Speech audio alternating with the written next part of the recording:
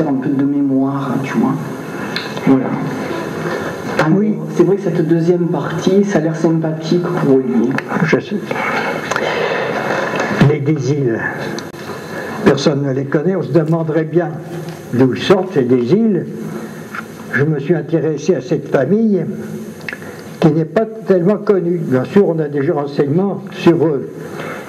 J'étais étonné de l'étymologie du nom, qui me paraît être un patronyme incomplet, pour l'excellente raison des îles de l'île. Il y en a beaucoup des de l'île, mais des îles, ça veut désigner un archipel, ça veut désigner également, pour des personnages qui sont nobles que nous allons rencontrer, qu'ils avaient occupé, qu'ils avaient imposé l'autorité sur un groupe d'îles, sur un archipel.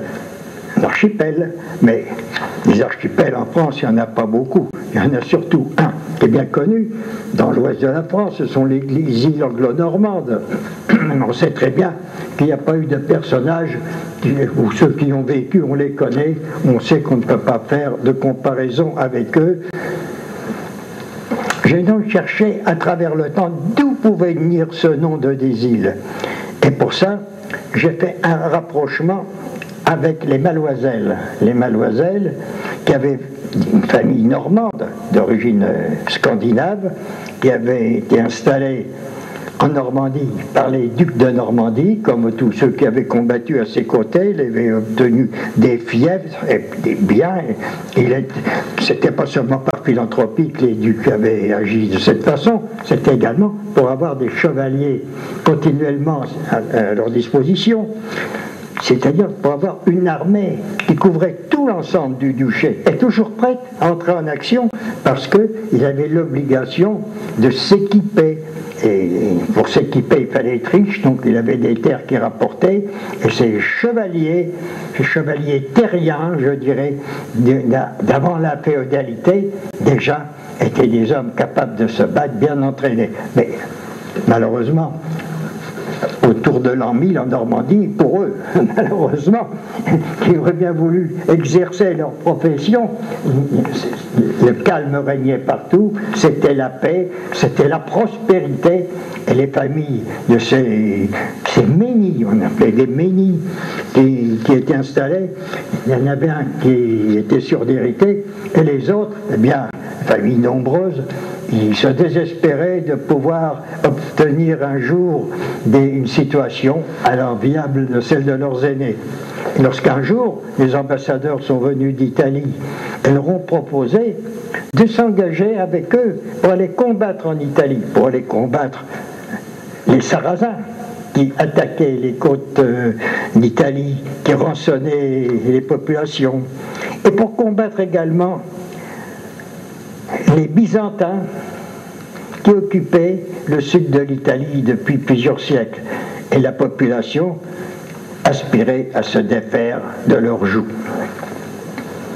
Mais ils ont fait ce voyage, beaucoup, des centaines sont partis, et même des milliers par la suite sont partis en direction de l'Italie du Sud, sous couvert, sous la protection du Saint-Siège, qui voyait d'un mauvais œil l'Église orthodoxe, on dirait aujourd'hui, l'Église byzantine qui ne voulait pas se soumettre au Saint-Siège. Et donc tous ces cadets, je dirais les cadets, ces jeunes chevaliers normands, ont combattu pour libérer l'Italie du Sud. Et comme dans toutes les conquêtes, ils ont eu des moments heureux et puis des moments très difficiles. Je vais passer rapidement en disant qu'il réussit quand même à former le premier État normand indépendant d'Italie du Sud dans la région de Naples, avec la capitale Aversa.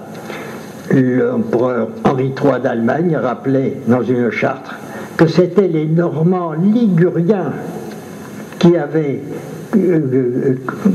formé cet État, qui avait été à la base. Pourquoi? Parce que lorsque les Normands arrivaient au bord de la Méditerranée après un long périple, était plus commode pour leur éviter encore des centaines de kilomètres à travers l'Italie, il leur était plus commode d'embarquer directement et d'être rapidement acheminé en direction, dans la direction de Naples ou de Salerne ou vers la Campanie.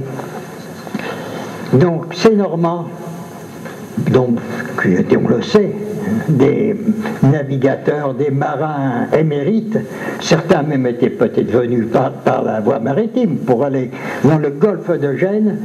Alors là, à Gênes et dans les environs de Gênes, ils avaient formé des bases. Et de ces bases, on partait avec des navires qu'on construisait exprès d'ailleurs, pour aller servir, c'était des mercenaires, somme toute, ils allaient servir les princes locaux. Mais après ça, les Mademoiselles qui se trouvaient là, que nous allons retrouver d'ailleurs, ont participé à la création du port de Gênes, qui n'était qu'un petit port de pêche, qui n'était pas sur une ligne directe pour les circuits commerciaux, mais eux, ils ont créé une marine marchande, une marine de guerre également. Ils ont combattu les Arabes qui avaient pillé pendant des siècles leur région, et l'ont les poursuivre même jusqu'en Afrique du Nord. Et ils se sont enrichis au détriment de ces... en reprenant, si je peux dire, leurs biens qui avaient été volés par les Arabes. Ils sont devenus très riches. Ils sont devenus très riches également parce qu'ils avaient formé une marine de commerce qui allait dans toutes les directions, dans tout le bassin méditerranéen jusqu'à la mer Noire. Et par la suite, ils ont franchi le canal, le détroit de Gibraltar, ils sont allés vers l'Angleterre et les Flandres. Les Mademoiselles ne sont pas restées inactives. Comment parler des Mademoiselles? Mais il n'y avait pas de papier, il n'y avait rien à ce moment-là. Comment peut-on dire qu'ils ont participé? Ils ont participé parce qu'ils étaient les meilleurs, certainement. Ils ont fait preuve de leur qualité, de leur courage, de qualité de commerçants, de combattants et d'administrateurs. Parce qu'à la fin du XIe siècle, on les retrouve à la tête de la République de Gênes, avec les quelques nobles qui étaient chargés au Conseil de diriger la République. Ils sont devenus, donc, pour être arrivés à cette place-là, il fallait qu'il ait vraiment des mérites. Ce n'étaient pas de simples touristes qui étaient venus, c'était des hommes capables. Ils vont rester en Italie pendant 2 siècles à la tête du gouvernement de la République. Et comme on faisait déjà beaucoup de politique dans ce temps-là, il y avait 2 partis dans l'Italie du Nord. Le parti Guelf, qui était le parti qui tenait pour le Saint-Siège, pour l'Église, et les Gibelins, qui eux tenaient pour l'empereur d'Allemagne, qui lui était tout puissant et voulait commander l'Italie, évidemment. À force de guerre, de conflits et tout, il arrivait un moment où les Gibelins, le parti de l'empereur, l'a emporté dans la République de Gênes et il a immédiatement chassé tous les Guelfes de la République pour avoir les mains libres. Les Mademoiselles, qui étaient à la tête de ce parti avec les Fieschi et les Grimaldi, qu'on connaît bien, lesquels venaient certainement de la région de Basse-Normandie également.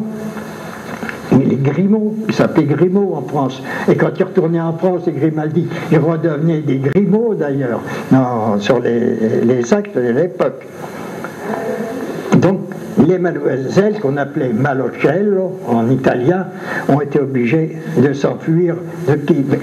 Ils ont été servir le Charles Ier, roi de Navarre, d'Anjou, qui était roi de Sicile à l'époque.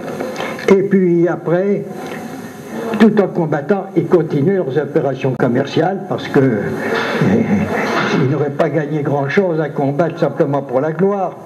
Et il avait des comptoirs, comme on l'a vu, établis dans toute la Méditerranée et en dehors de la Méditerranée et en Normandie, voire même dans les Flandres. Donc, ils se sont réfugiés. Ils n'avaient pas attendu, d'ailleurs, certainement, qu'on les mette à la porte de l'Italie.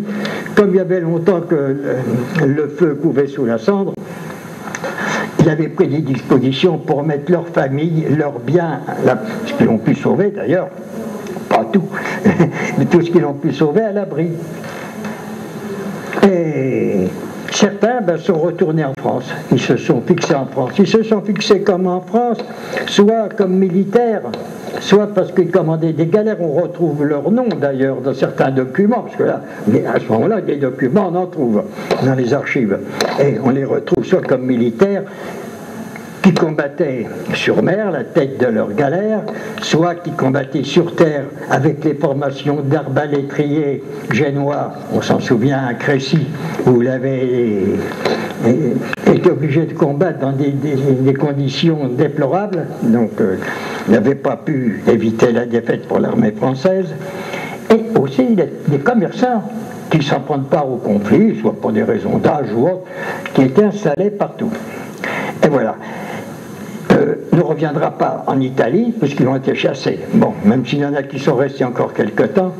Mais les Mademoiselles sont revenus en France, mais tous ces Mademoiselles, Malocelli est redevenu des Mademoiselles, on ne les rencontre pas. On en trouve. Moi, j'en ai trouvé. J'ai publié l'histoire des Mademoiselles de Basse-Normandie, mais ce n'étaient pas les mêmes. C'était cette souche qui était restée là-bas, qui appartenait à la petite noblesse, mais ils ont simplement travaillé pour la prospérité, comme ils font encore actuellement, de leur région normande.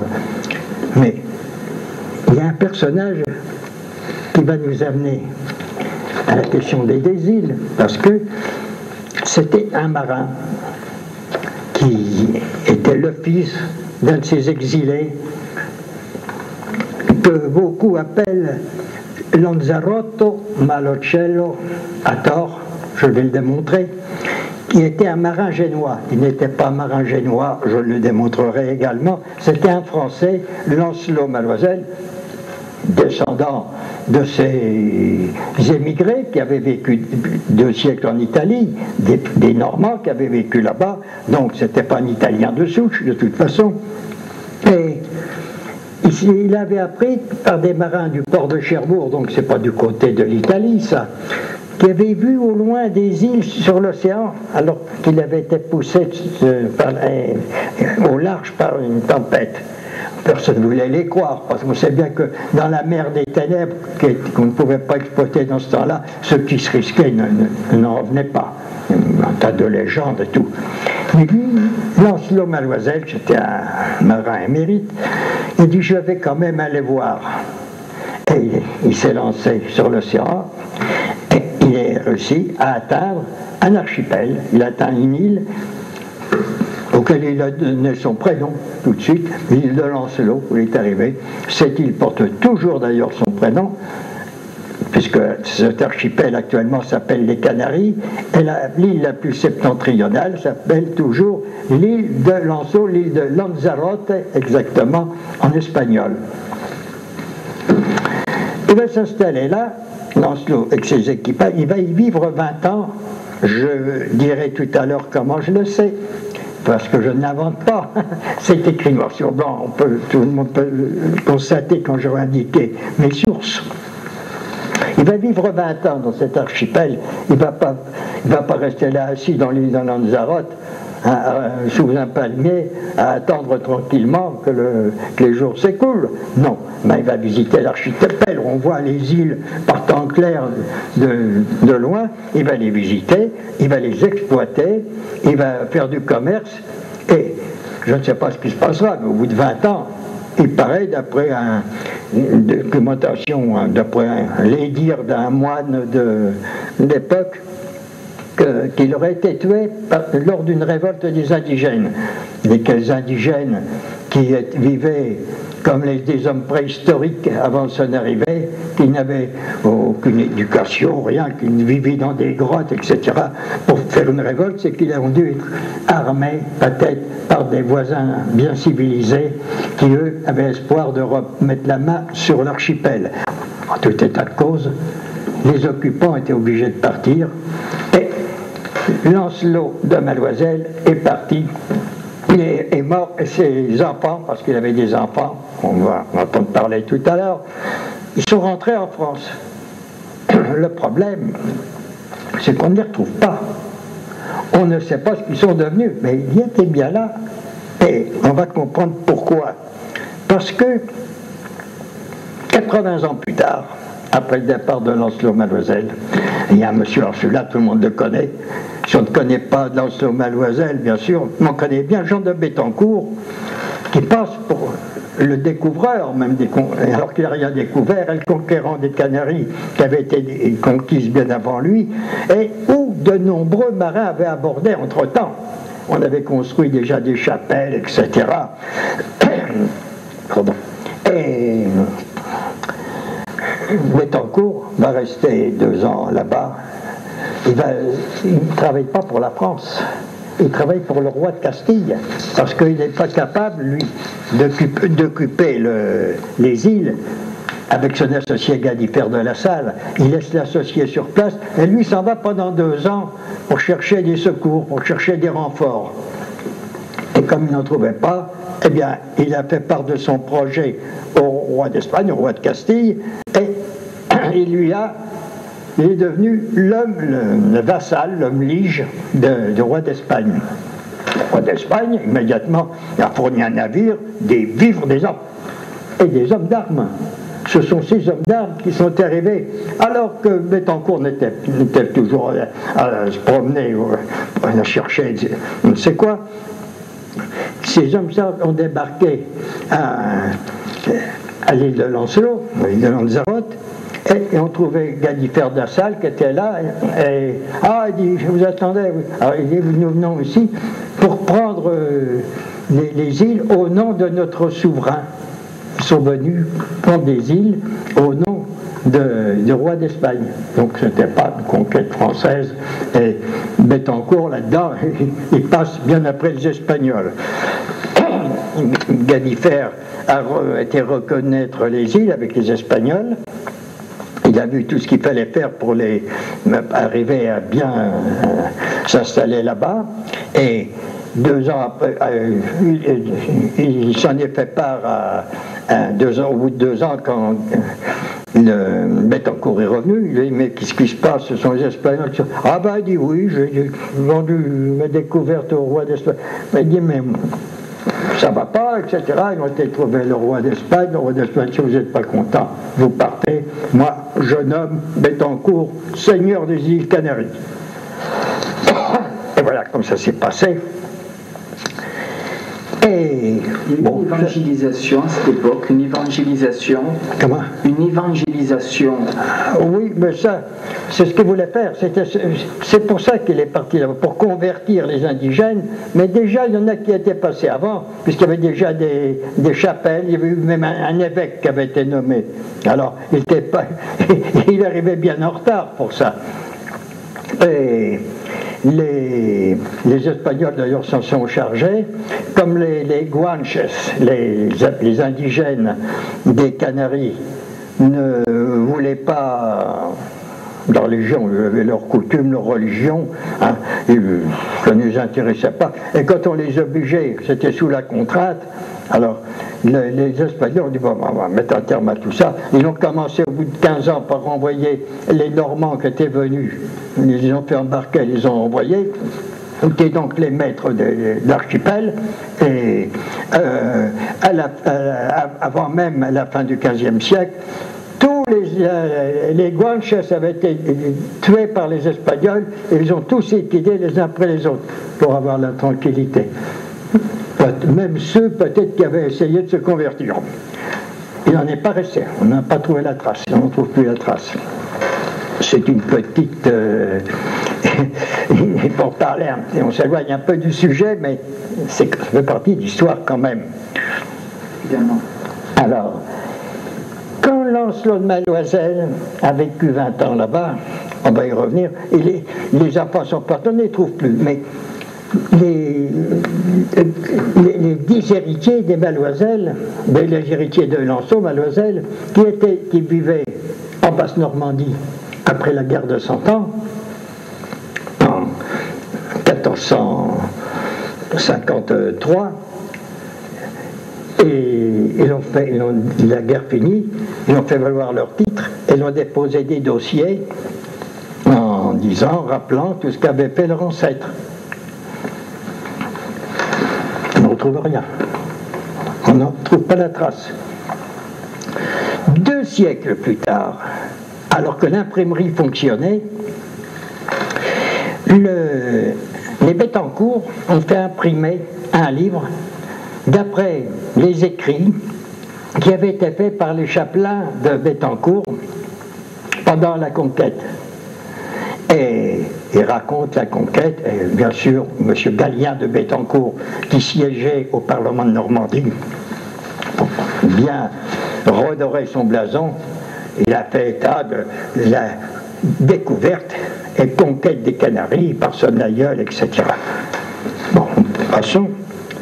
C'était en 1630. En 1632, les Mademoiselles ont protesté à nouveau. Ils sont intervenus, ils ont dit comment? Mais il y a un ouvrage qui est apparu, mais c'est pas juste ça. C'est notre aïeul à nous qui a découvert. Et il explique dans un petit discours, on appelait ça, qu'il avait fait, il explique comment, quand c'était en 1312 que Lancelot Maloisel, sur la foi de renseignements qu'il avait eu auprès de Marin de Cherbourg, s'est lancé sur l'océan, qu'il a découvert des îles inconnues. Ça ne s'appelait pas les Canaries, bien sûr, ni Fortuné, ni rien, ça. C'était des îles inconnues. Et qu'il y a vécu 20 ans. Il dit d'ailleurs, les auteurs du Canarien le savent bien, les Bettencourt, puisque dedans, ils disent qu'un jour où la tempête menaçait, ils ont rentré l'orge qu'il avait récolté dans un vieux chastel qu'avait fait construire autrefois Lancelot de Maloisel quand il conquiste le pays. On ne peut pas trouver une meilleure source pour reconnaître que dans le Canarien, publié par les Bettencourt, d'après les 2 chapelains, celui de Galifard de la Salle et celui de Bettencourt, qui sont bien d'accord que Lancelot Maloisel avait conquis bien avant eux le château, parce qu'il commençait déjà, c'était un vieux château, il commençait déjà à tomber en ruine. Voilà donc une source là qui est irréfutable. Mais si on regarde bien, on ne retrouve toujours pas la trace des signataires de cette supplique. On ne trouve rien du tout. Mais ici, on trouve. Parce que si on cherche bien l'acte, le document, ce sont les sieurs des îles, Maloisel, le gentilhomme normand, qui ont déposé cette réclamation, etc., cette protestation. Les sieurs des îles Maloisel. Si c'était les sieurs de Maloisel, qui, à tort, parce que les noms de sieurries, on avait vite fait, même des bourgeois, de prendre le nom de leur terre, etc., d'en faire, même sans être noble, officiellement. Les Maloisel, sieurs des îles, ce serait tout autre chose. Non, c'est comme un patronyme qui sonne. Ce sont les sieurs des îles. Sous-entendu Maloisel, parce qu'il avait appelé, ces îles s'étaient appelées les îles Maloisel, avant de s'appeler les Canaries, certainement. Ce sont donc les sieurs des îles Maloisel qui déposent cette protestation. Et il rappelle d'ailleurs qu'en 1453, déjà, c'était eux qui avaient fait, et qui avaient apporté toutes les pièces nécessaires qui ont curieusement disparu. Parlons pas, parce que ne siégeaient pas au Parlement de Normandie. Et alors, voilà où nous en arrivons à la maison des îles. Parce que les sieurs des îles, si on ne connaît pas de Maloisel en Basse-Normandie, capable d'avoir déposé leur généalogie en 1453, et si on ne connaît pas non plus capable de l'avoir fait, parce que je les connais bien, ceux qui vivaient en Normandie, j'en parle d'ailleurs par ailleurs, on sait bien que ce n'est pas eux qui descendent de Lancelot. Donc, ceux qui ont déposé, qui ont fait le petit discours de 1632, ce sont des îles. Mais c'est bien vite fait de le dire, mais des îles de l'élection de Coutances. Il n'y avait pas de Maloisel dans l'élection de Coutances. Je peux l'affirmer, tous ceux qui connaissent bien l'histoire de la région peuvent dire que des Maloisel, il n'en existait pas nobles dans l'élection de Coutances. Il y en avait un. Il y en a un qui était à Bellion, à la fin de la guerre de 100 ans, dans l'élection d'à côté. Mais il n'était pas noble pour autant, et ce n'est pas lui qui aurait pu déposer et puis s'il y avait des enfants, Ça ne veut pas dire que c'est eux qui auraient fait la déposition 2 siècles plus tard. Mais par contre, je connais très bien des îles qui vivaient dans l'élection de Coutances. C'est des îles, c'est sur des îles sous-entendues Mademoiselle, auxquelles on a certainement défendu de faire allusion aux Canaries ou au nom de Mademoiselle, parce que ça risquait de porter préjudice à d'autres familles qui, elles, avaient reçu du roi de Castille le titre de seigneur des îles. Alors, pour qu'il n'y ait pas de jalousie, ils conservaient leur titre, etc. On les laissait tranquillement en paix, mais pas d'allusion déplacée. Alors, ils sont restés des sieurs des îles de leur nom. Ils sont devenus des îles, sieurs de ci, sieurs de ça, mais rien à voir avec des mademoiselles sieurs des îles. C'était les sieurs des îles avec des titres de sieurrie ou de noblesse. J'ai les noms de ceux qui sont susceptibles d'avoir signé déposé la généalogie à la fin de la guerre de 100 ans. Je les cite. J'ai les noms de ceux, j'en ai au moins 20 noms de ceux qui ont pu être à l'origine du petit discours de 1632. Alors voilà, j'en arrive à dire ceci, c'est que après leur départ de l'archipel, les descendants du véritable découvreur se sont retrouvés en France juste au moment où le roi de France cherchait des chevaliers, des hommes capables de diriger des hommes nés au combat, soit sur terre, soit sur mer, et puis faire des administrateurs. Parce